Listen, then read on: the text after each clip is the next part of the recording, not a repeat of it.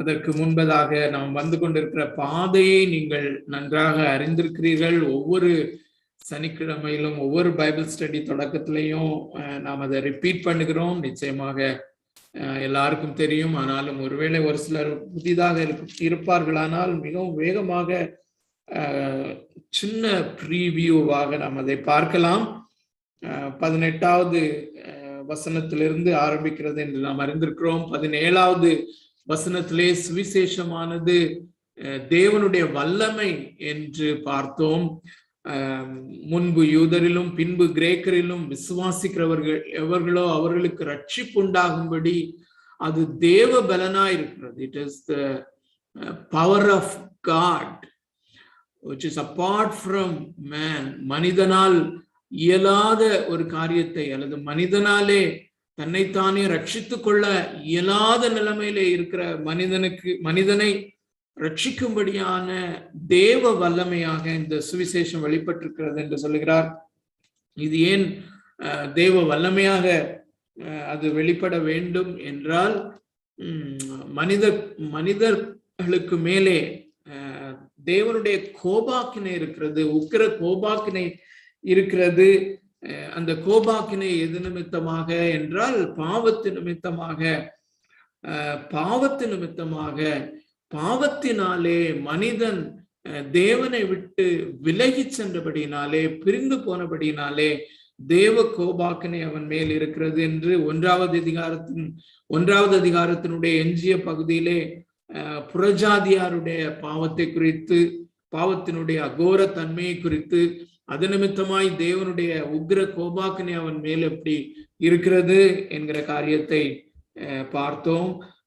தொடர்ந்து 2வது அதிகாரத்திலே ஒரு நல்ல ஒழுக்க நெறிமுறையோடு கூட வாழ்கிற ஒரு மனிதன் அவனும் பாவத்திற்குள்ளாக விற்கப்பட்டு அது நிமித்தமாய் தேவ கோபாக்கினைக்கு, நித்திய நரக கோபாக்கினைக்கு உள்ளாகி இருக்கிறான் என்று பேசினதை நம்ம பார்த்தோம். அதை தொடர்ந்து நேரடியாக யூதன் என்பவன் எல்லா புறஜாதியாரையும், ஒட்டுமொத்தமாக உலகம் முழுவதிலும் அடங்கி இருக்கிற எல்லா புறஜாதியாரையும் அது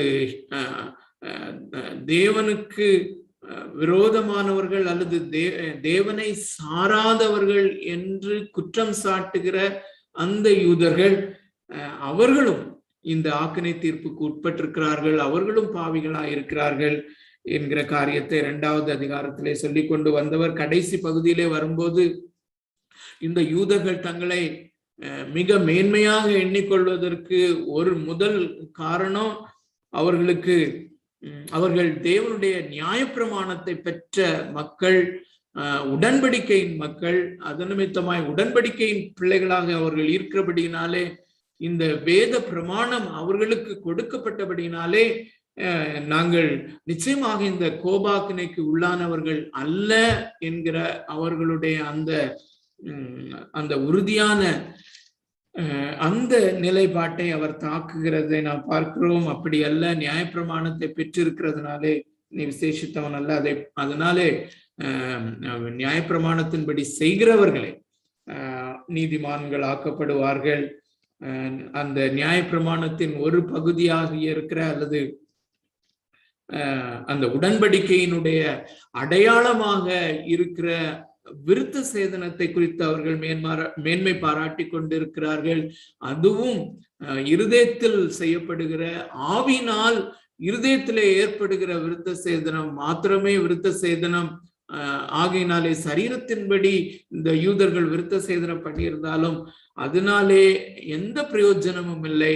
அவர்கள் ஒட்டுமொத்தமாக எல்லா யூதர்களும் எல்லா புறஜாதியாரும் எல்லாரும் பாவத்திற்கு கீழாக விற்கப்பட்டு பாவத்தின் பிடியில இருக்கிறார்கள். அது நிமித்தமாக தேவ கோபாக்கினை எல்லாருக்கும் இருக்கிறது என்று நம்ம பார்த்தோம். 3வது அதிகாரத்தினுடைய துவக்கத்திலே அப்படியானால் யூதனுக்கு மேன்மையே இல்லையா என்று சொல்லுகிற காரியத்தை அவர் திரும்பவும் எடுத்து, மேன்மைதான், நிச்சயமாக மேன்மைதான். நியாயப்பிரமாணம் அண்ட சராசரங்களையும் படைத்த ஒன்றான மெய் தேவன் ஒரு ஜாதியாருக்கு தம்முடைய வார்த்தையை, தம்முடைய நியாயப்பிரமாணத்தை, தன்னுடைய சட்ட திட்டங்களை அவர் ஒரு ஜாதியாருக்கு கொடுத்திருக்கிறார் என்றால் அது விசேஷித்த மேன்மை என்று சொல்கிறார். விசேஷித்த மேன்மைதான்.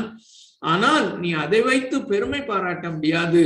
அதன்படி நடக்கிறவர்களே நீதிமான்கள், ஆனால் ஒருவரும் அதன்படி நடக்க முடியாது என்று அவர் சொல்லுகிறத நம்ம பார்க்கணும். ஸோ இந்த நாளிலே அருமையான தேவனுடைய பிள்ளைகளே, இந்த ரோமருக்கு எழுதின நிருபத்திலே அல்லது முழு வேதாகமத்திலும் மனிதனுடைய நிலைமையை, மனிதனுடைய அந்த பாவ நிலைமையை, அல்லது நாம டெக்னிக்கலாக சொல்லுகிற அந்த முழுமையான சீரழிவினுடைய நிலைமையை மிக அழகாகவும் தெள்ள தெளிவாகவும் காண்பிக்கிற ஒரு மிக முக்கியமான வசன பகுதி தான் நாம் இந்த நாளிலே படிக்க போகிற வசன பகுதி. திரும்பவும் சொல்லுகிறேன், முழு வேதாகமத்திலே டோட்டல் டிப்ராவிட்டி என்று ஆங்கிலத்திலே சொல்லப்படுகிற மனிதனுடைய முழு சீரழிவு, மனிதன் தேவனை விட்டு பின்வாங்கி போனபடியினாலே அல்லது தேவனை விட்டு தூரம் போனபடியினாலே அவன் அந்த முழுமையான சீரழிவுக்குள்ளாகி இருக்கிறான். அதை மிகவும் தெள்ள தெளிவாக படம் பிடித்து காண்பிக்கிற ஒரே வேத பகுதி இந்த வேத பகுதி என்று, மிக முக்கியமான வேத பகுதி இந்த வேத பகுதி என்பதை நாம் அறிய வேண்டும் அருமையான தேவனுடைய பிள்ளைகளே. ஸோ இந்த கடந்த வாரத்திலே எங்களுடைய கிளாஸ்ல நான் பேசிக்கொண்டிருந்த ஒரு காரியத்தையும் சொல்ல விரும்புகிறேன். ஒருவேளை நானும் இங்கேயும் பேசியிருப்பேனா இருக்கும். இந்த வேதாகமம் நமக்கு கொடுக்கப்பட்டதனுடைய மிக முக்கியமான நோக்கம் அல்லது வேதாகமத்தினுடைய முழு செய்தியை சாராம்சப்படுத்தி நாம் சொல்லுவோமானால், தேவன் எல்லையற்ற விதத்திலே பெரியவர், தேவன் எல்லையற்ற விதத்திலே மகா பரிசுத்தர், தேவன் எல்லையற்ற விதத்திலே மகா நீதி உள்ளவர், தேவன் எல்லையற்ற விதத்திலே அவர் மகா மகிமையானவர். அதே நேரத்திலே மனிதன் எந்த அளவுக்கு தேவனாகிய கர்த்தர் எல்லையற்ற விதத்திலே பரிசுத்தராக இருக்கிறாரோ, எந்த விதத்திலே தேவனாகிய கர்த்தர் எல்லையற்ற விதத்திலே மகா மகிமையுடையவராக இருக்கிறாரோ, சோ இது வேதாகமத்தினுடைய முதல் செய்தி அதுதான். வேதாகமத்திலே முதல் செய்தி அதுதான். தேவன் எல்லையற்ற விதத்திலே பரிசுத்தமானவர், தேவன் எல்லையற்ற விதத்திலே முடிவில்லாத விதத்திலே அவர் நீதி உள்ளவர். God is infinitely holy, God is infinitely righteous, and God is infinitely glorious. அதே நேரத்திலே அதோடு பின்னி பிணைந்திருக்கிற இரண்டாவதான செய்தி, மனிதன், man is infinitely sinful. மனிதன் எல்லையற்ற விதத்திலே அவன் பாவியாக இருக்கிறான். அவன் தன்னுடைய வாயை பொத்திக் கொள்ளும்படி அல்லது இந்த தேவனுடைய சமூகத்திற்கு முன்பதாக வர தகுதியற்றவனாக, இயலாதவனாக, எல்லையற்ற விதத்திலே அவன் பிரிக்கப்பட்டிருக்கிறான். எல்லையற்ற விதத்திலே அவன் அழுக்கடைந்தவனாக, அசுத்தனாக இருக்கிறான், ஒருவர் விடாதபடி என்கிற இந்த செய்தி தான் வேதாகமத்தினுடைய மிக முக்கியமான செய்தி அருமையான தேவனுடைய பிள்ளைகளை. சோ அதே இந்த மனிதனுடைய அந்த எல்லையற்ற அந்த பாவ தன்மை அல்லது அவனுடைய முழுமையான சீரழிவை படம் பிடித்து காண்பிக்கிற இந்த வேத பகுதியை இந்த நாளிலே கற்றுக்கொள்ள பரிசுத்த ஆவியானவர் நமக்கு உதவி செய்வாராக. நான் அதை முதலாவது வாசிக்கிறேன், என்னோடு கூட பின்பற்ற முயற்சி செய்யுங்கள். 9 முதல் 20 வரை நான் வாசிக்கிறேன். ஆனால் கர்த்தருக்கு சித்தமானால் 18வது வசனம் வரையிலும் இந்த நாளிலே தியானிப்போம். ஆனாலும் என்ன, அவர்களை பார்க்கிலும் நாங்கள் விசேஷித்தவர்களா? எவ்வளவேனும் விசேஷித்தவர்கள் அல்ல. யூதர் கிரேக்கர் யாவரும் பாவத்திற்குட்பட்டவர்கள் என்பதை முன்பு திருஷ்டாந்தப்படுத்தினோமே. அந்தபடியே நீதிமான் ஒருவனாகிலும் இல்லை, உணர்வுள்ளவன் இல்லை, தேவனை தேடுகிறவன் இல்லை. எல்லாரும் வழி தப்பி ஏகமாய் கெட்டு போனார்கள். நன்மை செய்கிறவன் இல்லை, ஒருவனாகிலும் இல்லை. அவர்கள் தொண்டை திறக்கப்பட்ட பிரேத குழி, தங்கள் நாவுகளால் வஞ்சனை செய்கிறார்கள். அவர்களுடைய உதடுகளின் கீழே பாம்பின் விஷம் இருக்கிறது. அவர்கள் வாய் சபிப்பினாலும் கசப்பினாலும் நிறைந்திருக்கிறது. அவர்கள் கால்கள் இரத்தம் சிந்துகிறதற்கு தீவிரிக்கிறது. நாசமும் நிர்பந்தமும் அவர்கள் வழிகளில் இருக்கிறது. சமாதான வழியை அவர்கள் அறியாதிருக்கிறார்கள். அவர்கள் கண்களுக்கு முன்பாக தெய்வ பயம் இல்லை என்று எழுதியிருக்கிறதே. மேலும் வாய்கள் யாவும் அடைக்கப்படும்படிக்கும் உலகத்தார் யாவரும் தேவனுடைய ஆக்கினை தீர்ப்புக்கு ஏதுவானவர்கள் ஆகும்படிக்கும் நியாயப்பிரமாணம் சொல்லுகிறதெல்லாம் நியாயப்பிரமாணத்துக்கு உட்பட்டிருக்கிறவர்களுக்கே சொல்லுகிறது என்று அறிந்திருக்கிறோம். இப்படி இருக்க பாவத்தை அறிகிற அறிவு நியாயப்பிரமாணத்தினால் வருகிறபடியால் எந்த மனுஷனும் நியாயப்பிரமாணத்தின் கிரியைகளினாலே தேவனுக்கு முன்பாக நீதிமான் ஆக்கப்படுவது இல்லை. அருமையான தேவனுடைய பிள்ளைகளே, இப்படி ஒரு பேசேஜை நம்ம படிக்கும்போது முதலாவது ஒரு பிரச்சனை என்னவென்றால், இதை என்னவென்று நாம் புரிந்து கொள்வோம்.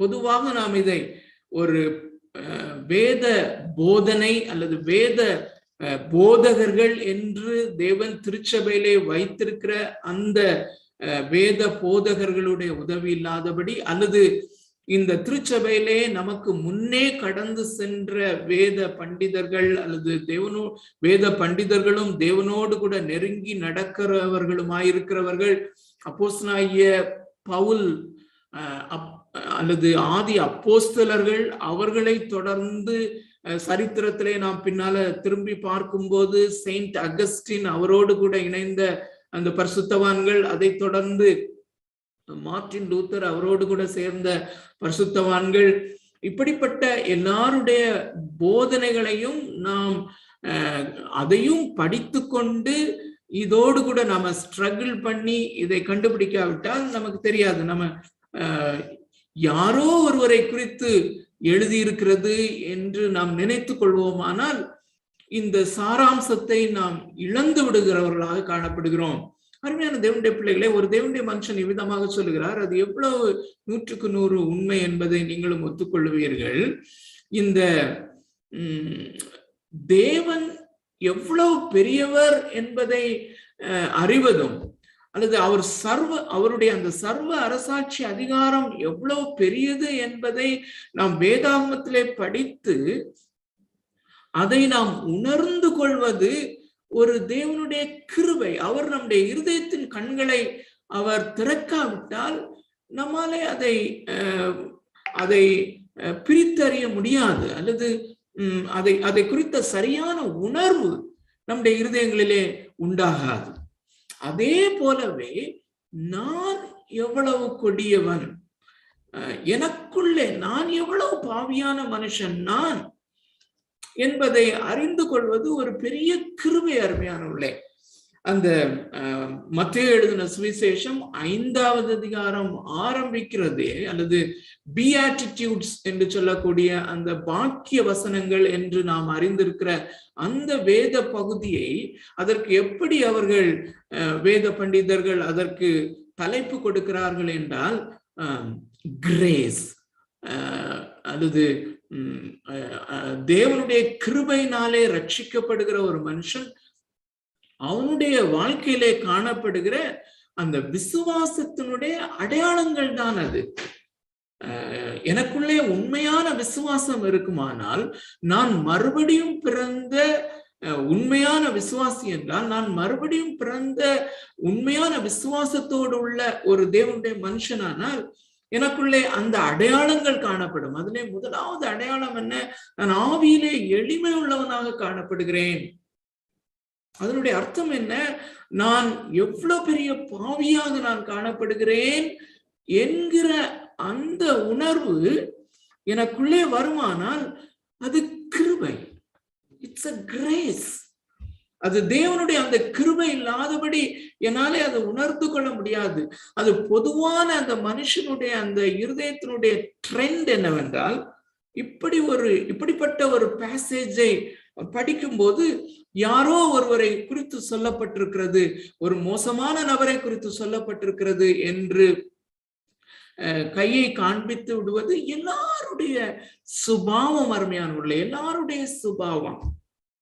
ஆனால் இந்த மாலை வேளையிலே கர்த்தர் நமக்கு பரிசுத்த ஆவியானவர் தாமே அப்படிப்பட்ட கிருபையை தருவாராக. இது நான் என்னை குறித்து எழுதியிருக்கிறது என்பதை புரிந்து கொள்ள பரிசுத்த ஆவியானவர் நமக்கு உதவி செய்வாராக. அருமையான தேவனுடைய பிள்ளைகளே, இந்த ஒவ்வொன்றாக நாம வாசிக்கலாம். வாசித்து இதனுடைய காரியங்களை, இதனுடைய அர்த்தங்களை விளங்கிக் கொள்ள பரிசுத்த ஆவியானவர் தாமே நமக்கு உதவி செய்வாராக. 9வது வசனம். 9வது வசனத்திலே அவர் ஒரு ஒட்டுமொத்தமான ஒரு சார்ஜ் ஷீட் அங்க தாக்கல் செய்கிறார். ஒரு குற்றப்பத்திரிகையை தாக்கல் செய்வது போல ஜான் மெக்கார்த்தர் இந்த வேத பகுதியை குறித்து பேசும்போது, ஒட்டுமொத்த மனுக்குலமும் தேவனாகிய கர்த்தருடைய அந்த பரலோக கோர்ட்டுக்கு முன்னால நிறுத்தப்படுகிற ஒரு வேத பகுதி என்று சொல்லுகிறார். The whole humanity is made to stand before the heavenly court. So அப்படி நிற்கும் போது ஒரு குற்றப்பத்திரிகை தாக்கல் செய்யப்படுகிறது. 9வது வசனம். அதை தொடர்ந்து அந்த குற்றங்கள் என்னென்ன அப்படிங்கிறது அங்கே தெளிவாக விவரிக்கப்படுகிறது. 9வது வசனத்தை வாசிக்கிறேன். அந்த சார்ஜ். ஆனாலும் என்ன, அவர்களை பார்க்கிலும் நாங்கள் விசேஷித்தவர்களா? எவ்வளவேனும் விசேஷித்தவர்கள் அல்ல. யூதர் கிரேக்கர் யாவரும் பாவத்துக்கு உட்பட்டவர்கள் என்பதை முன்பு திருஷ்டாந்தப்படுத்தினோமே. அருமையான தேவனுடைய பிள்ளைகளே, 2வது நாம உணர்ந்து கொள்ள வேண்டிய காரியம் என்னவென்றால், இங்கே நீங்க அப்சர்வ் பண்ணுவோமானால், பாவங்கள் என்று குறிப்பிடப்படவில்லை. பாவம் ஒரே பாவம். அந்த நாம் மிக தெளிவாக கற்றுக்கொண்டோம். ரோமருக்கு எழுதின நிருபம் 1வது அதிகாரம் 21வது வசனத்திலே தேவனை தேவனென்று மைமைப்படுத்தாத அந்த பாவம், அந்த தலைப்பிலே நாம் அநேக காரியங்களை நாம் கற்றுக்கொண்டோம்.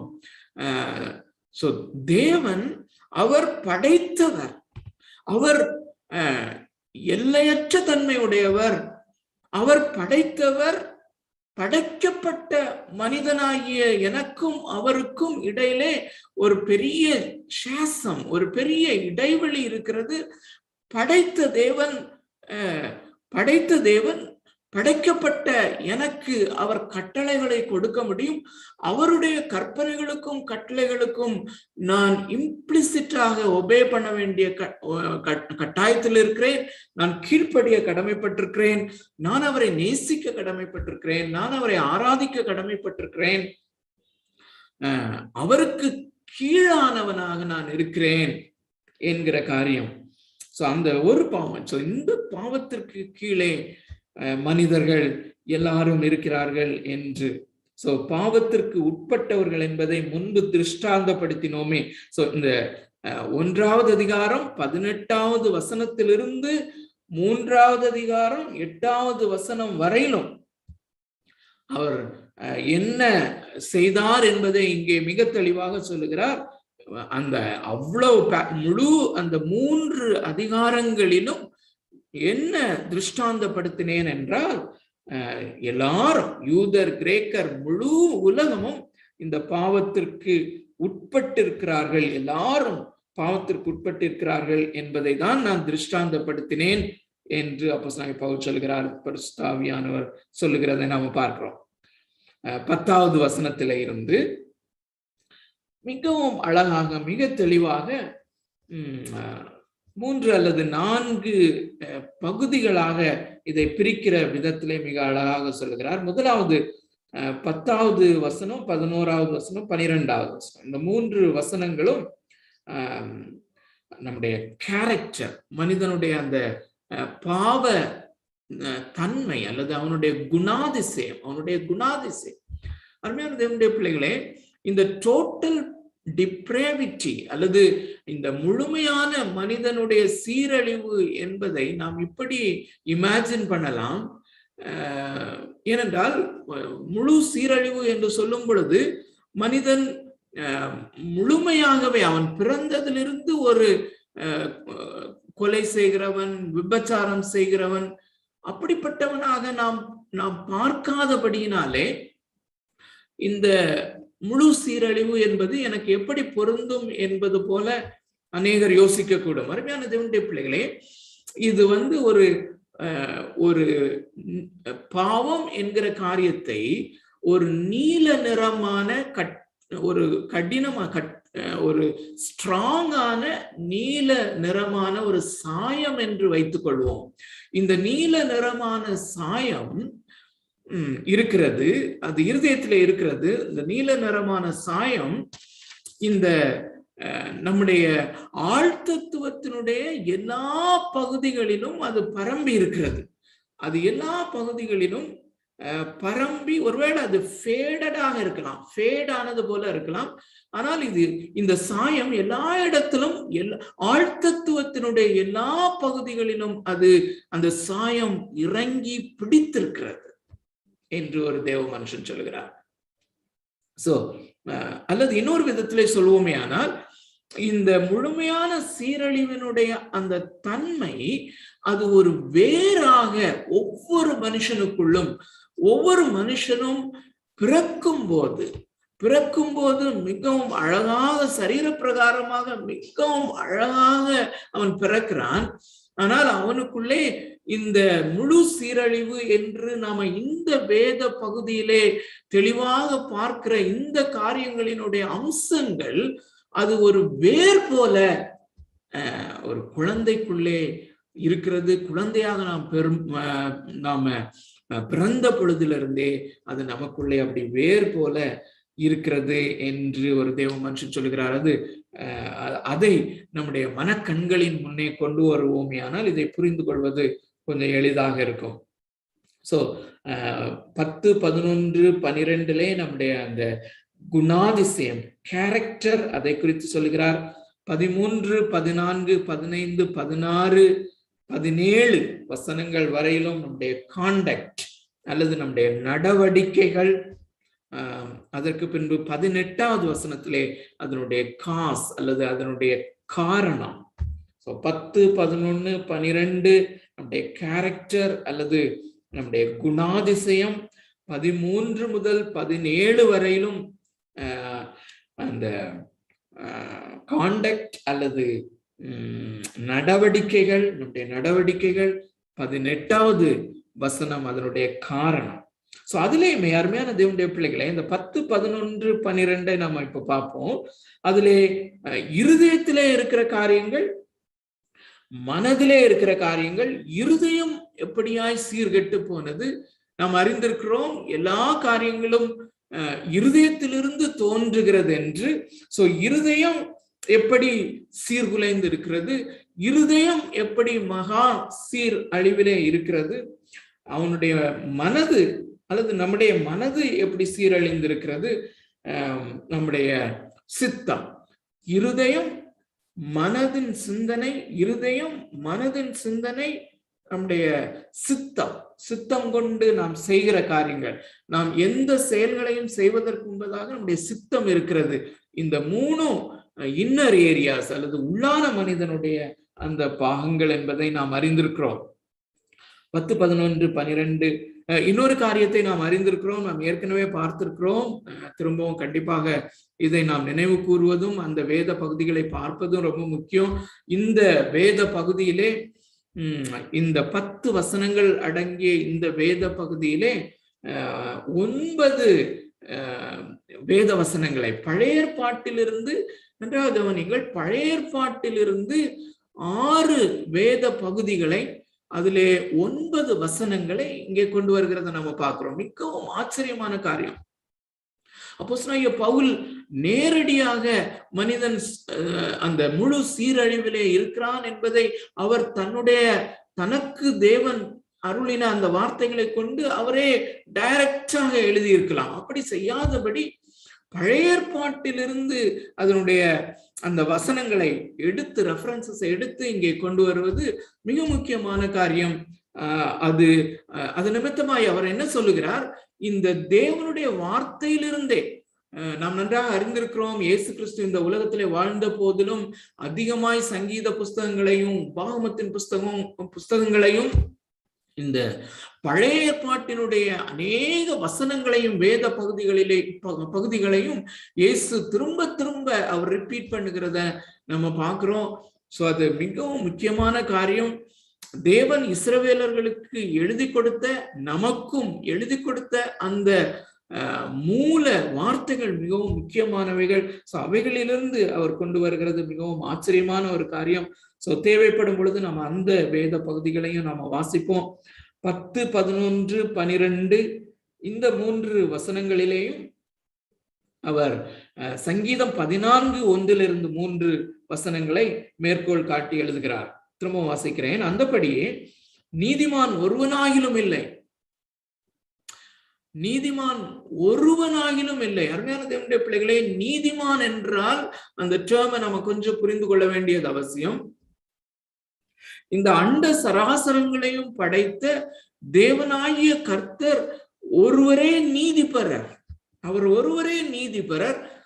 அவருடைய ஒரே பேரான குமாரனாகிய இயேசு கிறிஸ்து அந்த தேவனுடைய நீதியை உடையவராக இருந்தார், அல்லது தேவனுடைய நியாயப்பிரமாணத்தின்படி எழுத்துக்கு எழுத்து அப்படியே நிறைவேற்றி வாழ்ந்த நீதிமான் என்கிற மனுஷன் என்கிற நிலைமையிலே அந்த இயேசு கிறிஸ்து நீதிமானா இருக்கிறார். அவரை விட்டால் மனிதனாக இந்த உலகத்திலே வாழ்ந்தவர்களில், வாழ்கிறவர்களில், வாழ போகிறவர்களில் இந்த இயேசு கிறிஸ்துவை அல்லாதபடி ஒருவனும் நீதிமான் அல்ல. நீதிமானுக்கு ஒரு நல்ல சிம்பிளான டெஃபினேஷன் என்னவென்றால், நீதியாக வாழ்தல் அல்லது தேவன் அங்கீகரிக்கும் விதத்திலே, தேவனிடத்திலே தைரியமாய் நின்று அவரால் அங்கீகரிக்கப்பட்டு அவரிடத்திலே ஜெபிக்கக்கூடிய, அவரிடத்திலே பேசக்கூடிய தகுதி பெற்ற ஒரு மனிதன், அல்லது தேவனுடைய நியாயப்பிரமாணங்களை முழுமையாக நிறைவேற்றுகிற மனுஷன். நாம் அறிந்திருக்கிறோம், எல்லா நியாயப்பிரமாணங்களும் 2 கற்பனைகளிலே அடங்கி இருக்கிறது என்று. உன் தேவனாகிய கர்த்தரிடத்தில் முழு இருதயத்தோடும், முழு ஆத்மாவோடும், முழு பலத்தோடும் அன்பு கூறுவாயாக. உன்னிடத்தில் நீ அன்பு கூறுவது போல பிறரிடத்திலும் அன்பு கூறுவாயாக. இந்த நியாயப்பிரமாணத்தின்படி வாழ்கிறவன் நீதிமான். இந்த நியாயப்பிரமாணத்தின்படி வாழ்ந்தவர் இயேசு கிறிஸ்து ஒருவரே. பிதாவை அலாதியாய் நேசித்தல் என்கிற அந்த பதத்தை நம்ம இளங்கோ பயன்படுத்தினாங்க. அமேசிங்கான வேர்ட். சோ அலாதியாக இந்த அண்ட சராசரங்களையும் படைத்த மகா மகிமை பொருந்தின அந்த தேவனாய கர்த்தருக்கு உரிய அன்பை கொடுத்தவர் அவருடைய ஒரே பேரான குமாரனா இயேசு கிறிஸ்து ஒருவரே. சோ அந்த அருமையான தேவனுடைய பிள்ளைகளை, இன்று காலையிலிருந்து இதுவரையிலும் நான் வாழ்க்கையை வாழ்ந்திருக்கிறேன். அந்த மொமெண்ட் பை மொமெண்ட் நம்ம கணக்கிட்டால் நம்முடைய அந்த முழு இருதயத்தோடும், முழு ஆத்மாவோடும், முழு பலத்தோடும் நான் அவரில் அன்பு கூறவில்லை என்பது யாரும் சொல்ல வேண்டிய அவசியம் இல்லை. அப்படி அன்பு கூறாதவர்கள் தேவனிடத்திலே தேவனுக்கு முன்பாக நிற்க முடியாது. நீதிமான் அந்த விதத்திலே நீதிமான் ஒருவனாகிலும் இல்லை, உணர்வுள்ளவன் இல்லை, தேவனை தேடுகிறவன் இல்லை, உணர்வுள்ளவன் இல்லை என்றால் ஆங்கிலத்திலே பயன்படுத்தி இருக்கிற வார்த்தை there is no one with understanding. உணர்வுள்ளவன் இல்லை, அவனுடைய மனதிலே புரிந்து கொள்ளுதல் இல்லை. தேவன் இந்த 2 காரியம் தான் அருமையானவர்களே. மிக முக்கியமாக தேவன் எவ்வளவு பெரியவர், அவருடைய சர்வ அரசாட்சி அதிகாரம். அருமையான தேவனுடைய பிள்ளைகளே, MPTC ஃபெசிலிட்டேட்டர்ஸாக உங்களுக்கும் எனக்கும் அதிக அனுபவம் இந்த காரியத்துல உண்டு என்பதை நாம் அறிந்திருக்கிறோம். அருமையானவர்களே, இந்த தேவனுடைய சர்வ அரசாட்சியின் அதிகாரம் அல்லது மனிதனாகிய எங்களுக்கு மேலாக, மனிதர்களாகிய நமக்கு மேலாக ஒரு தேவன் அதிகாரமுடையவராக இருக்கிறார்.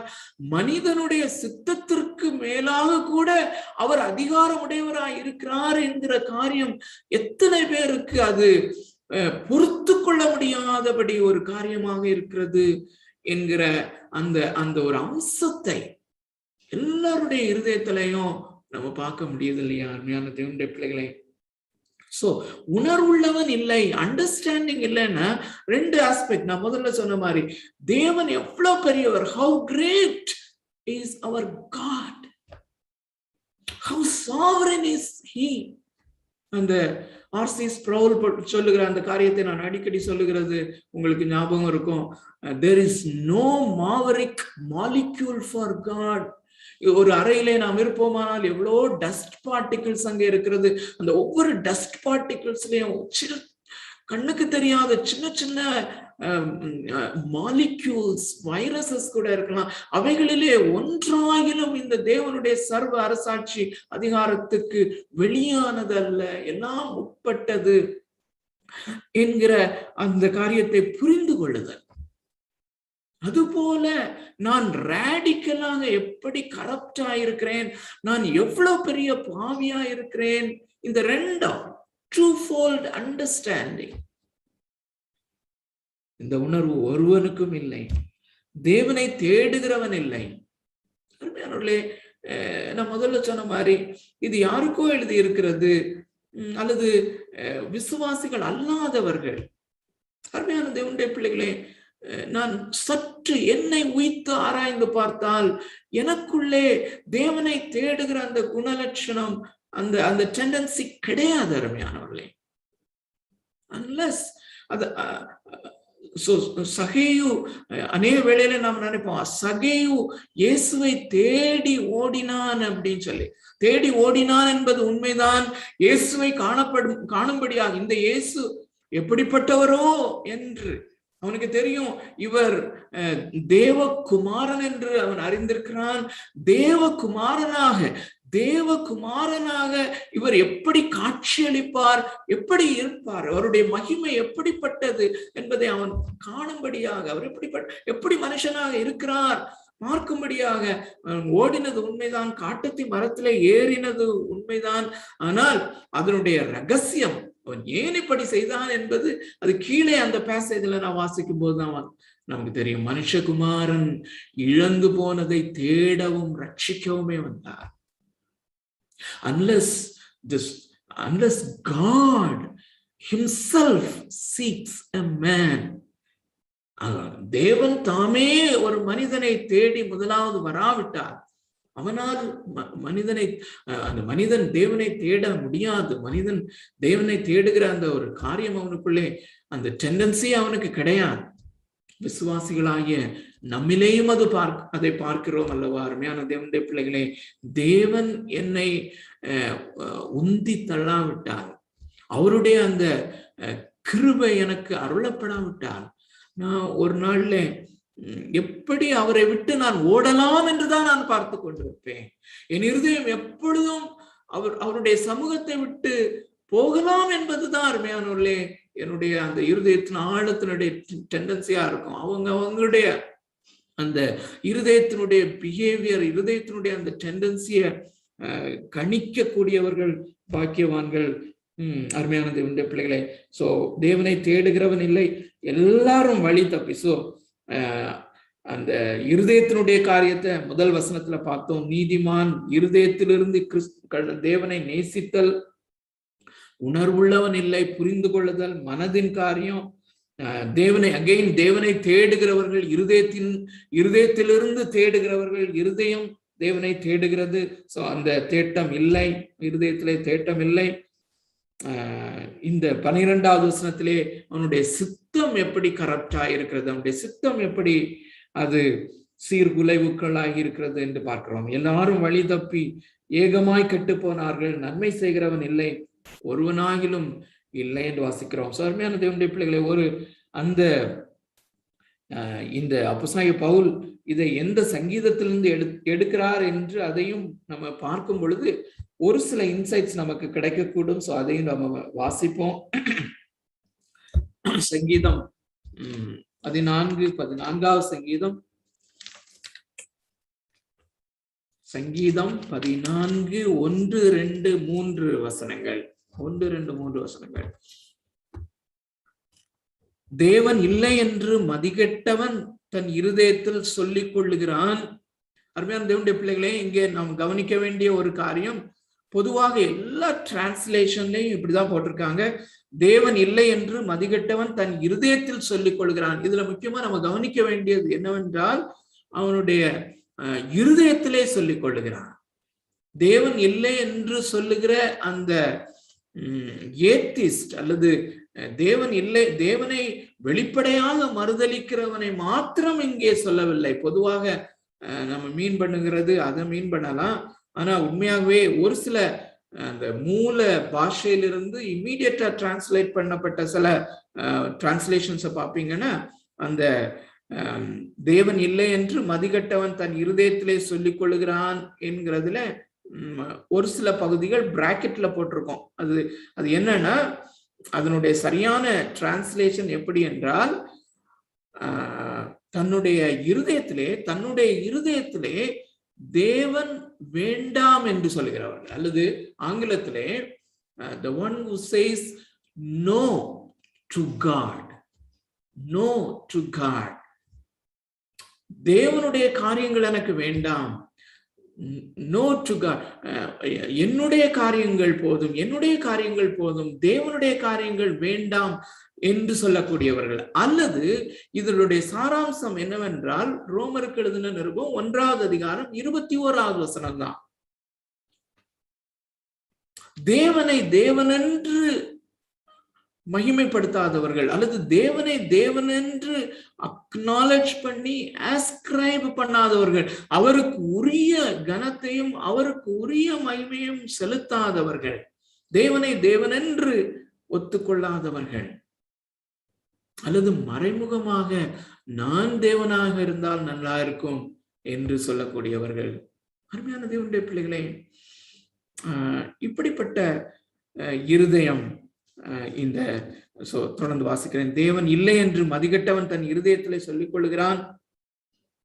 அவர்கள் தங்களை கெடுத்து அருவருப்பான கிரியைகளை செய்து வருகிறார்கள். நன்மை செய்கிறவன் ஒருவனும் இல்லை. இதை எப்படி அந்த டோட்டல் டிப்ராவிட்டிக்கு அப்போஸ்தலனாகிய பவுல் பயன்படுத்த முடியும்? நன்றாக கவனியுங்கள். இந்த ரோமர் 3வது அதிகாரம் 10 அந்த 18 வரையிலும் முழுமையான அந்த சீரழிவின் நிலைமையைத்தான் விளக்குகிறார் என்பதற்கு அந்த 9வது வசனம் மிகவும் தெளிவாக தெரிகிறது. கிரேக்கர் யூதர் யாவரையும் நாம் பாவத்துக்கு உட்பட்டவர்கள் என்று திருஷ்டாந்தப்படுத்தினோமே என்று சொல்லிக்கொண்டு அவர் அதை தொடர்ந்து எழுதுகிறார். ஆனா இந்த வசனத்தை பார்க்கும்போது, இந்த வசன பகுதியை பார்க்கும்போது இது எப்படி என்று தோன்றலாம். அந்த ஒரு காரியத்தை கூட இங்கிருந்து நம்ம கற்றுக்கொள்ள முயற்சி செய்வோம். 2வது வசனம், தேவனை தேடுகிற இந்த 1வது வசனத்துல நன்மை செய்கிறவன் ஒருவனும் இல்லை அப்படின்னு சொல்லி பார்க்கும்போது, புறஜாதியார்கள் கூட, அருமையானவர்களே, அவிசுவாசிகள் கூட அநேகர் மிகவும் நல்ல காரியங்களை செய்கிறார்கள் என்று நாம் எண்ணலாம்.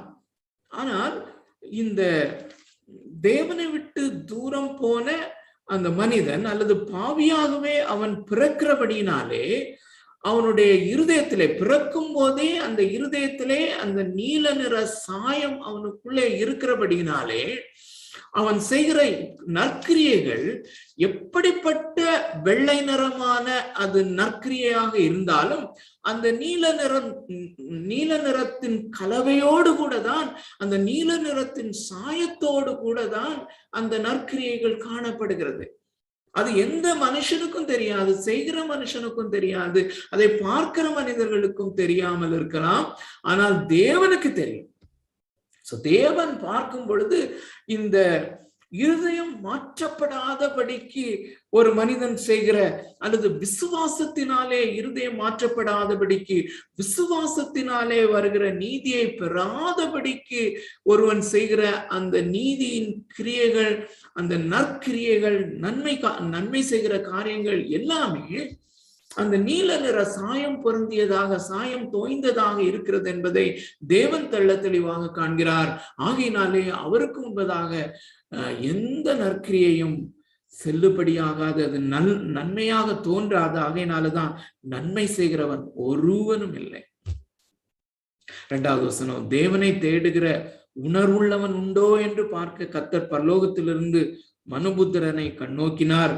தேவனை தேடுகிற உணர்வுள்ள மனுஷன் ஒருவனும் இல்லை என்று அங்க நம்ம பார்த்தோம்.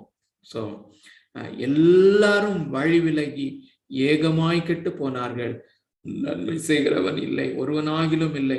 அருமையான தேவனுடைய பிள்ளைகளே, இந்த வேத பகுதியை, இந்த சங்கீத புஸ்தகம் 14வது அதிகாரத்தை அல்லது 14வது சங்கீதத்தை நாம் தொடர்ந்து படிப்போமே ஆனால், முழுமையாக படிப்போமே ஆனால், 5வது வசனத்திலே ஒரு பதத்தை நாம் பார்க்கிறோம்.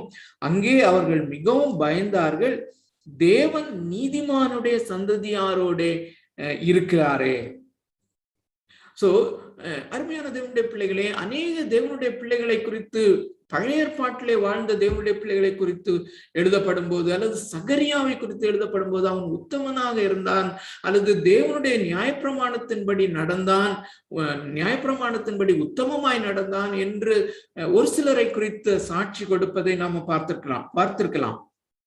சோ அதே விதமாக தான் இந்த வேத பகுதியிலேயும் 5வது வசனத்துல நீதிமான் என்கிற ஒரு கேட்டகரியை நாம பார்க்கிறோம். சோ இப்படிப்பட்ட இந்த வசனங்களை நாம பார்க்கும் போது, அதற்கு மேலே அந்த முழுமையான சீரழிவை விளக்குகிற வசனங்களையும் பார்க்கும்போது, இந்த பழைய ஏற்பாட்டிலேயும் அந்த விசுவாசத்தினாலே தேவன் கொடுக்கிற அந்த இலவசமான நீதியை பெற்று வாழ்கிறவர்கள் தான் என்பதை நாம் அறிந்து கொள்ள வேண்டும். அருமையானவர்களே, அந்த ஒரு உணர்வோடு கூட தான், அல்லது அந்த புரிந்து கொள்ளுதலோடு கூட தான் நாம் அதை படிக்க முடியும். அதை ரொம்ப விவரமாக நாம் இப்போ பார்க்க முடியாது, ஆனால் நிச்சயமாக நீங்கள் அதை புரிந்து கொண்டிருப்பீர்கள் என்று நான் நம்புகிறேன். இந்த பழைய ஏற்பாட்டில் உள்ள அந்த நியாயப்பிரமாணத்தை, அல்லது பழைய ஏற்பாட்டிலே நீதிமான்கள் என்று அழைக்கப்படுகிறவர்கள் எல்லாருமே இந்த வேத பிரமாணத்திற்கு முன்பதாக வந்து நின்று, இந்த வேத பிரமாணம் எத்தனையாய் மகா பெரியது இது என்று சொல்லி அவர்கள் அந்த வேத பிரமாணத்தை புகழ்ந்தார்கள். அந்த வேத பிரமாணத்தை அவர்கள் மிகவும் பெரிய மகா பெரிய தேவனுடைய வார்த்தையாக அவர்கள் கண்டார்கள். அதே நேரத்திலே இந்த மகா பெரிய தேவனுடைய இந்த சட்ட திட்டங்கள், இந்த வார்த்தையின் படி என்னாலே வாழ முடியாது என்பதை அறிந்தவர்களாக, உணர்ந்தவர்களாக, தேவனுடைய சமூகத்திலே நிர்கதியற்றவர்களாக அவர்கள் கிருபைக்காக மன்றாடினவர்கள் என்பதை சங்கீத புஸ்தகங்களிலேயும் அருமையான தேவனுடைய பிள்ளைகளை மிக தெளிவாக வாசிக்க முடியும். அநேக வேத பகுதிகளை நாம் இவ்விதமாக பார்க்க முடியும். தொடர்ந்து நம்ம பார்ப்போம். அருமையான தேவனுடைய பிள்ளைகளை, ஒரு ரஷ்யன் பொயட், ரஷ்யாவில் உள்ள மிக பழமை வாய்ந்த ஒரு போயட் எழுதின ஒரு சிறிய போயம் உடைய ஒரு பகுதி, அதை ஒரு தேவ மனுஷன் இந்த கமெண்ட்ரி எழுதும் போது அவர் எழுதியிருக்கிறார். அதை நான் உங்களுக்காக வாசிக்கிறேன். மனிதனுடைய அந்த இருதயத்தினுடைய நிலைமை எப்படியா இருக்கிறது, எல்லா மனிதனுடைய நிலைமையும், எல்லா மனிதனுடைய இருதயமும் எப்படி இருக்கிறது என்பதை ரொம்ப அழகா, ரொம்ப சிறிய வரிகளிலே அழகாக எடுத்து காண்பிக்கிறார்.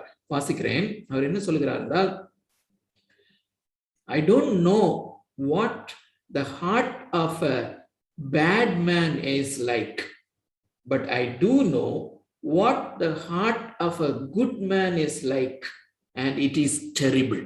என்ன சொல்லுகிறார் என்றால், ஒரு மோசமான கெட்ட மனிதனுடைய இருதயம் எப்படி இருக்கும் என்று எனக்கு தெரியாது, ஆனால் ஒரு நல்ல மனிதனுடைய இருதயம் எப்படி இருக்கும் என்று எனக்கு தெரியும். அது மகா பயங்கர மோசமானது என்று சொல்லுகிறார்.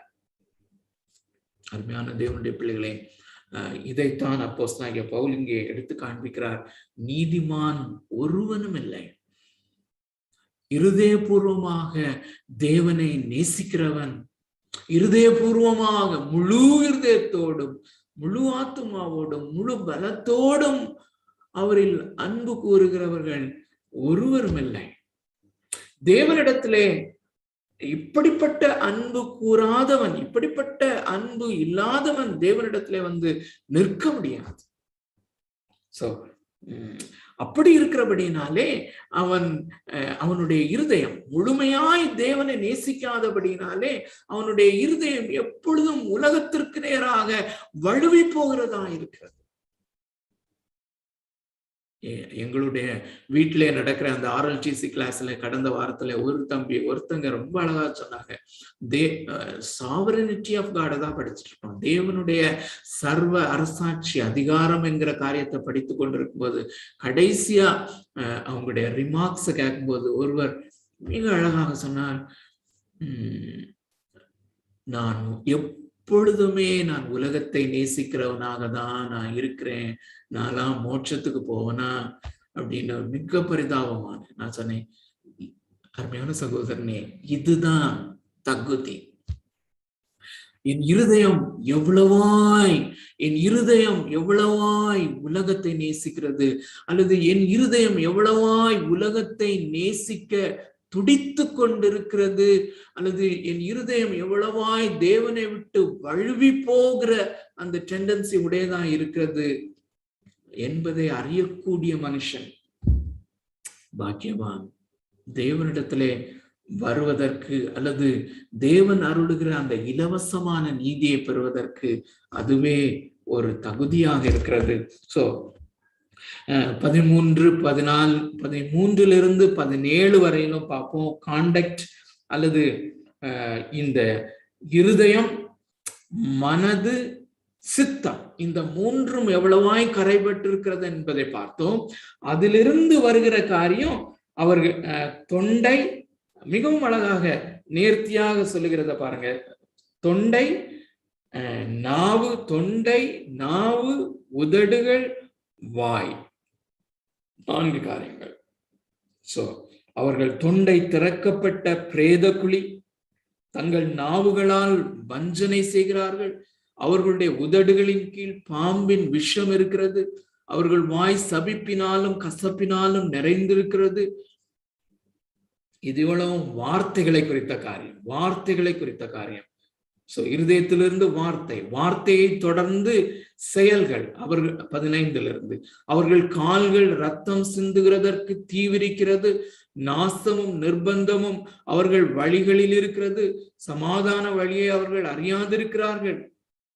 சோ அவர்கள் கால்கள் ரத்தம் சிந்துகிறதற்கு தீவிரிக்கிறது. ஒருவேளை நான் அப்படி இல்லையே என்று நினைக்கிறேன். அருமையான தேவனுடைய பிள்ளைகளே, என்னுடைய இருதயத்திலே அது ஒட்டி கொண்டிருக்கிறது. இதை குறித்து நான் தியானித்துக் கொண்டிருக்கும் போது, நாங்க சிறுவர்களாக இருக்கும்போது எங்க வீட்டுல நடந்த ஒரு காரியத்தை ஆண்டவர் எனக்கு நினைவுபடுத்தினார். நான் ஒரு முறை சண்டை போட்டு நான் என் தம்பியோட சண்டை போட்டு, தம்பிக்கு மேல இருக்கிற கோபத்தினால நல்லா எனக்கு இன்னைக்கும் அதை ஃபீல் பண்ண முடியுது. உண்மையாகவே விளையாட்டுக்காக அல்ல, கோபத்தினால வைராக்கியத்தினால, ரொம்ப சிறுவர்களாக இருக்கும்போதும் இல்ல, டீனேஜ்ல இருக்கும்போது, டீனேஜ் தாண்டி கொண்டு இருக்கும்போது அவனை துரத்திட்டே போய் முதுகு மாத்திரம் என் கைப்படுற மாதிரி அந்த ஒரு நெருக்கத்துல அவனை ஓங்கி அடிச்சதுல அவன் கீழே விழுந்துட்டான். கொஞ்ச நேரம் பேச்சு மூச்சா இல்லாத மாதிரி இருந்துச்சு, பயந்துட்டேன் நான். சோ என்ன அருமையான தேவனுடைய பிள்ளைகளே, எனக்குள்ளே கொலை செய்யக்கூடிய அந்த டெண்டன்சி, அந்த இருதயம், அந்த நீல நிற சாயம் உள்ளே இருக்கிறது என்பதை மறந்து போக வேண்டாம் அருமையான தேவனுடைய பிள்ளையே. சோ அப்படிப்பட்ட நிலைமை. சோ இங்கே சங்கீதம் 5வது அதிகாரத்துல நீங்க வேணா நோட் கொள்ளலாம். அதுக்கு பிறகு நீங்க படித்து இணைத்து பாருங்கள். சங்கீதம் 5வது சங்கீதம் 9வது வசனம், 140வது சங்கீதம் 3வது வசனம், சங்கீதம் 10:7 இந்த ரெஃபரன்சஸை கொண்டு வருகிறார். அருமையான தேவனுடைய பிள்ளைகளே, இந்த தொண்டை திறக்கப்பட்ட பிரேத குழி, அந்த அந்த பிரேத குழி திறந்திருக்கிறது. உள்ளே பிரேதங்களினுடைய நாற்றமும் அந்த எலும்பு கூடுகளினுடைய நாற்றமும் அந்த அழுகிய பிணங்களினுடைய நாற்றமும் அதை திறந்து வைத்தால் எப்படி இருக்கும்? ஏன் இந்த கல்லறைகளை அவ்வளவு சீல் போட்டு மூடி வைக்கிறார்கள்? அவ்வளவு இறுக்கமாக, பயங்கரமான நாற்றம் என்பதை நாம் நன்றாக அறிந்திருக்கிறோம். அருமையான தேவனுடைய பிள்ளைகளே, தொண்டை திறக்கப்பட்ட பிரேத குழி, தங்கள் நாவுகளால் வஞ்சனை செய்கிறார்கள். அவர்களுடைய உதடுகளில் நம்முடைய ஒவ்வொருவருடைய இருதயத்திலும் இருந்தும் இப்படிப்பட்ட வார்த்தைகள், இப்படிப்பட்ட வஞ்சனைகள், இப்படிப்பட்ட காரியங்கள் வருகிறதா இருக்கிறது என்பதை நாம பார்க்கலாம். ஒரே ஒரு பேசேஜை வாசிக்கிறது நல்லதுன்னு சொல்லி யோசிக்கிறேன். மிகவும் பொருத்தமான இயேசு சொன்ன காரியம் மத்தேயு எழுதின சுவிசேஷம் 12வது அதிகாரம் 34, 35, 36, 37 வசனங்களை நான் வாசிக்கலாம். நான் உங்களுக்காக வாசிக்கிறேன். விரியன் பாம்பு குட்டிகளே, பரிசேயர்களை பார்த்து இயேசு பேசுகிற வார்த்தை இது. அருமையான தேவனுடைய பிள்ளைகளே, இது மிகவும் கடினமான ஒரு வார்த்தை. இயேசு அந்த பரிசேயர்களை எப்படி டீல் பண்ணுகிறார் என்று பாருங்கள். அந்த டஃப் சைட் ஆஃப் ஜீசஸ் என்று சொல்வார்கள். விரியன் பாம்பு குட்டிகளே என்பது அந்த நாட்களிலும் அது ஒரு பயங்கரமான வார்த்தை. விரியன் பாம்பு குட்டிகளே, நீங்கள் பொல்லாதவர்களாய் இருக்க நன்மையானவைகளை எப்படி பேசுவீர்கள்? நீங்கள் பை நேச்சர், உங்களுடைய ஆழ்த்தத்துவத்திலே நீங்கள் பொல்லாதவர்களாய் இருக்கும் போது நலமானவைகளை எப்படி பேசுவீர்கள்? இருதயத்தின் நிறைவினால் வாய் பேசும். சோ இருதயம் எப்படிப்பட்ட தன்மை உடையது அப்படிங்கிறத நம்ம பார்த்தோம். நல்ல மனுஷன், இதுக்கு முன்னாடி பாத்தீங்கன்னா அந்த 33வது வசனம், மரம் நல்லதென்றால் அதன் கனியும் நல்லது என்று சொல்லுங்கள், மரம் கெட்டதென்றால் அதன் கனியும் கெட்டது என்று சொல்லுங்கள், மரமானது அதன் கனியினால் அறியப்படும். இந்த அனாலஜியை இயேசு பயன்படுத்துகிறத பாருங்க. சோ மரம் அதனுடைய தன்மையிலிருந்து அதனுடைய கனி வருவது போல அதோடு கூட சம்பந்தப்படுத்தி தொடர்ந்து பேசிக்கொண்டு இருக்கிறதை நாம் பார்க்கிறோம். 35வது வசனம், 34 வாசித்தோம். 35வது வசனம், நல்ல மனுஷன் இருதயமாகிய நல்ல பொக்கிஷத்திலிருந்து நல்லவைகளை, அதாவது கிருபையினாலே விசுவாசத்தை கொண்டு ரட்சிக்கப்பட்டவன், தன்னுடைய இருதயத்திலே விருத்த சேதனம் பெற்றவன், அந்த மனுஷன் இருதயமாகிய நல்ல பொக்கிஷத்திலிருந்து நல்லவைகளை எடுத்து காட்டுகிறான். பொல்லாத மனுஷன் பொல்லாத பொக்கிஷத்திலிருந்து பொல்லாதவைகளை எடுத்து காட்டுகிறான்.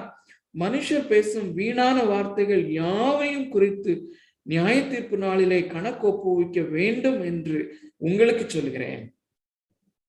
ஏனென்றால் உன் வார்த்தைகளினாலே நீதிமான் என்று தீர்க்கப்படுவாய். பிள்ளைகளே, கனிகளினாலே, செயல்களினாலே, வார்த்தைகளினாலே, அதன் அடிப்படையிலே நாம் நியாயம் தீர்க்கப்படுவோம் என்பதை நாம் அறிந்திருக்கிறோம். அல்லது அதனுடைய ஆதாரத்திலே, அது வெளிப்படையாய் பார்க்கிற காரியங்கள் மூலமாக நாம் நியாயம் தீர்க்கப்படுவோம். ஆனால் உள்ளால சரியாக இருக்கும்போது அது வெளியே சரியாக வருகிறது என்பதை நாம் அறிந்திருக்கிறோம். உன் வார்த்தைகளினாலே நீதிமான் என்று தீர்க்கப்படுவாய், அல்லது உன் வார்த்தைகளினாலே குற்றவாளி என்று தீர்க்கப்படுவாய் என்றார். அருமையானவர்களே, இந்த தொண்டை, நாவுகள், வார்த்தை, உதடுகள், வாய் எப்படி முழுமையான சீரழிவுக்குள்ளாகி இருக்கிறது என்பதை நாம் பார்த்தோம். அதுக்கு காரணம் என்ன என்பதை திரும்பவுமாக அவர் கொண்டு வருகிற 18வது வசனம், அவர்கள் கண்களுக்கு முன்பாக தெய்வ பயமில்லை என்று எழுதியிருக்கிறது. தேவனை குறித்த பயமில்லை, தேவனை நேசிக்கத்தக்கதாக அவருக்கு முழு அன்பை, முழு இருதயத்தோடும், முழு ஆத்மாவோடும், முழு பலத்தோடும் அவரை நேசிக்கத்தக்கதாக இருதயத்திலே அவருக்கு பயப்படும்படியாக தெய்வ பயம் என்று ஒன்று அவர்களுக்கு இல்லாமல் போய்விட்டது. அருமையான தேவனுடைய பிள்ளைகளே, இந்த இப்படிப்பட்ட ஒரு முழுமையான சீரழிவுக்குள்ளானவர்களாக, அல்லது இப்படிப்பட்ட முழுமையான சீரழிவினுடைய சாராம்சத்தை பெற்றவர்களாக, முழுமையான அந்த சீரழிவினுடைய அந்த சாயத்தன்மை, நீல நிற சாயத்தன்மை இருதயத்திலே கொண்டவர்களாகவும், அது இருதயத்திலிருந்து நம்முடைய எல்லா அவயவங்களையும் பாதித்தவர்களாகவும் நம்ம காணப்படுகிறோம். அருமையான தேவனுடைய பிள்ளைகளே, இது ஒரு ஒரு கேன்சரை காட்டிலும் மிகவும் கொடிதான ஒரு காரியம்.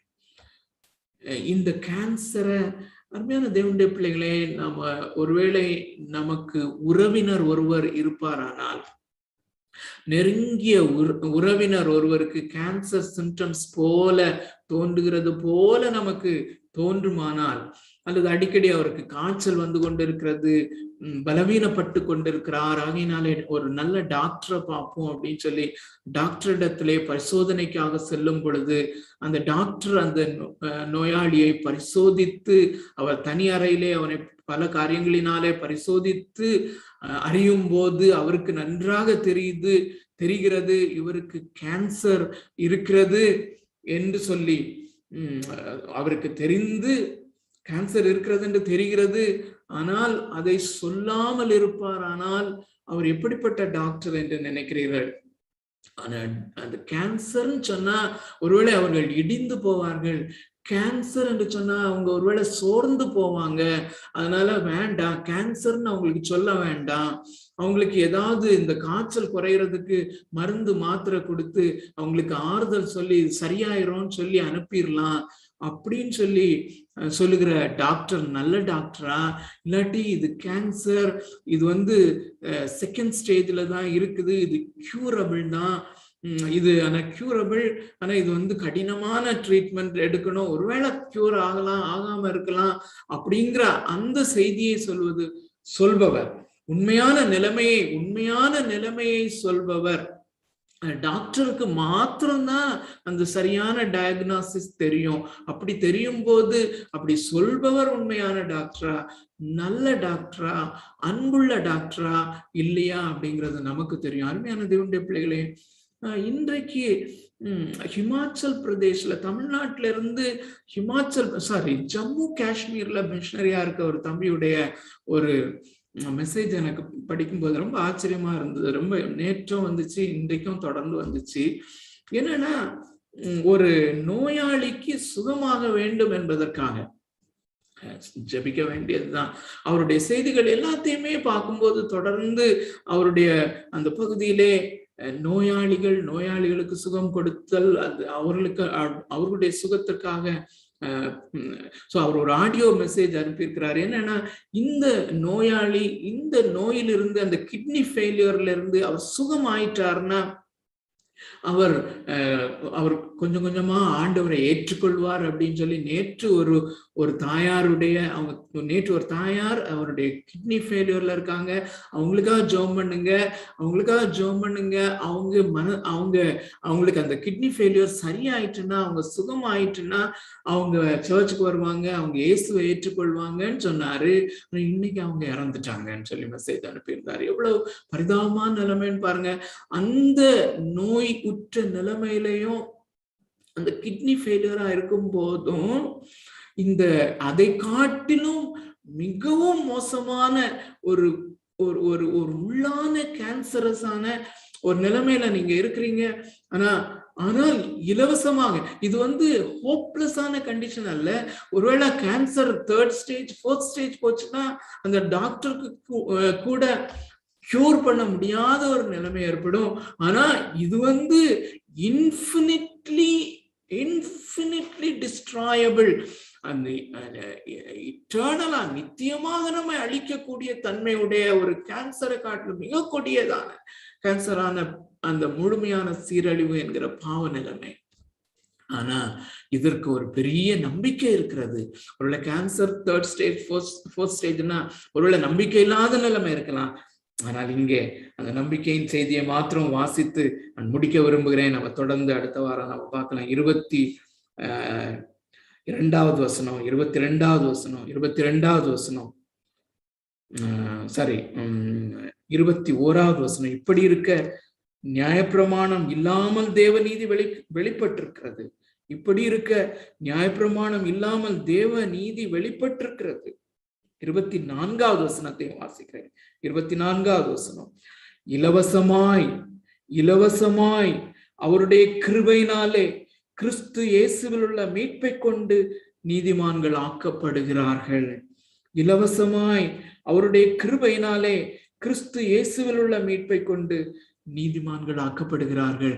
நம்முடைய பாவங்கள் சிவேரென்று இருந்தாலும், ஒருவேளை என்னுடைய இருதயத்தினுடைய டெண்டன்சி இந்த மாலை வேளையில நான் உணரும் போது நான் இன்னும் ஆண்டவரை நேசிக்க வேண்டிய பிரகாரமாய் நேசிக்கவில்லை, எனக்குள்ளே அந்த பாவத்தன்மை கடுமையா இருக்கிறத நான் உணர்கிறேன் என்று சொன்னாலும், அருமையான தேவனுடைய பிள்ளைகளே, நாம நம்முடைய பாவங்களை நீக்கி நம்மை சுத்திகரிக்க அவருடைய ரத்தம் போதுமானதாக இருக்கிறது. அது மாத்திரம் அல்ல, நம்ம இப்படிப்பட்ட நிலைமையிலிருந்துதான், இப்படிப்பட்ட இந்த ரோமருக்கு எழுதின நிருபம் 3:9 20 வரையிலும் உள்ள அந்த முழுமையான சீரழிவினுடைய அந்த தன்மைதான் என்னிடத்துல காணப்பட்டது, அல்லது அந்த நிலைமையிலே தான் நான் காணப்பட்டேன்.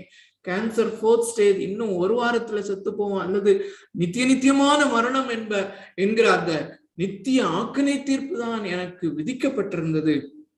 ஆனால் கர்த்தராகிய இயேசு கிறிஸ்து எனக்காக பாடுபட்டபடினாலே, என்னுடைய அந்த அருமையான தேவனுடைய பிள்ளைகளை, கடந்த வாரத்திலே நான் கேட்ட ஒரு செய்தியிலிருந்து ஒரே ஒரு குறிப்பை நான் இந்த முடிவு பகுதியிலே சொல்ல விரும்புகிறேன். அருமையான தேவனுடைய பிள்ளைகளே, அவர் இயேசு கிறிஸ்துவனுடைய மரணத்தையும் விசுவாசிகளினுடைய மரணத்தையும் அவர் பிரித்து காண்பிக்கிறார். என்ன சொல்லுகிறார் என்றால், நாம் ஒருவேளை மரிக்கும் போது கிருபைக்குள்ளே இருந்து மரிப்போம், அல்லது நாம் மரிக்கும் போது எவ்வளவு வேதனைப்பட்டாலும் இயேசு கிறிஸ்துவுக்குள்ளே நாம் மரிப்போம்.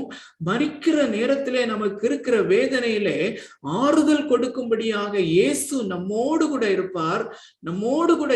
அது உண்மை. அருமையான தேவனுடைய பிள்ளைகளே, அவர் இந்த இரத்த சாட்சிகளாய் மரித்தவர்கள் அநேகருடைய காரியங்களை அவர் சொன்னார். அநேகர் கொடூரமான முறையிலே கொல்லப்பட்ட பொழுது, அந்த ஸ்டேக்ல வைத்து எரிக்கப்படும் பொழுது, உயிரோடு எரிக்கப்படும் பொழுது அநேகர் பாடல் பாடிக்கொண்டிருந்தார்கள். அதற்கு அர்த்தம் என்னவென்றால், ஏன் அவர்கள் பாடல் பாடிக்கொண்டிருந்தார்கள் என்றால், தேவனுடைய கிருபை அந்த நேரத்தில் இருந்தது. இயேசு கிறிஸ்துவனுடைய சமூகத்தை அவர்கள் நெருக்கமாய் அனுபவித்தபடினாலே அந்த வேதனையை உணராதபடி, அல்லது அந்த வேதனையிலே அவர்கள் பாட்டு பாடும் சக்தியை அந்த கிருபை கொடுத்தது. அந்த கிறிஸ்துவுக்குள்ளே அவர்கள் மரித்தார்கள். ஸ்தேவானுடைய மரணத்திலே நாம் அதைத்தான் பார்க்கிறோம். ஆனால் இயேசு கிறிஸ்துவனுடைய மரணம் அப்படிப்பட்ட மரணம் அல்ல. அது எப்படிப்பட்ட மரணம் என்றால், அவர் சொன்னார், he died under law.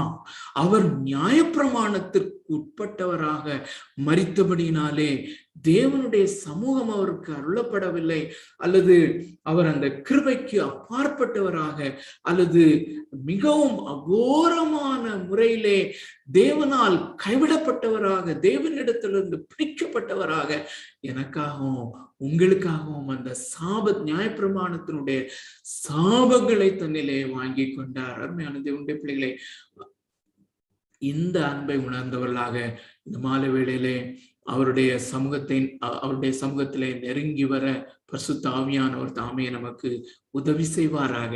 அருமையான தேவனுடைய பிள்ளைகளே, இந்த முழு சீரழிவை நான் சரியாக புரிந்து கொள்ளும்படியான கிருபையை தேவன் தந்தருளுவாரானால், அந்த சிலுவையிலே நியாயப்பிரமாணத்திற்கு உட்பட்டவராக, சாபத்திற்கு உட்பட்டவராக மரித்த அந்த இயேசு கிறிஸ்துவனுடைய அன்பு இந்த மாலை வேளையிலே நிச்சயமாக நமக்கு அது இன்ஃபினிட்லி கிரேட்டராக தெரியும். பரிசுத்த ஆவியானவர் தாமே நமது இருதயத்தின் கண்களை இந்த வேளையிலும் அல்லது தொடர்ந்து இந்த ராத்திரியிலும் திறந்து கொண்டிருப்பாராக. நாம் அந்த அன்பினுடைய மகாமேன்மையான ஐஸ்வர்யத்தையும், அந்த கிருபையின் மகாமேன்மையான ஐஸ்வர்யத்தையும் உணர்ந்து கொள்ளவும், அவரை நாம் ஆராதிக்கவும், அவரில் அன்பு கூறவும் அவர் தாமே நமக்கு உதவி செய்வாராக.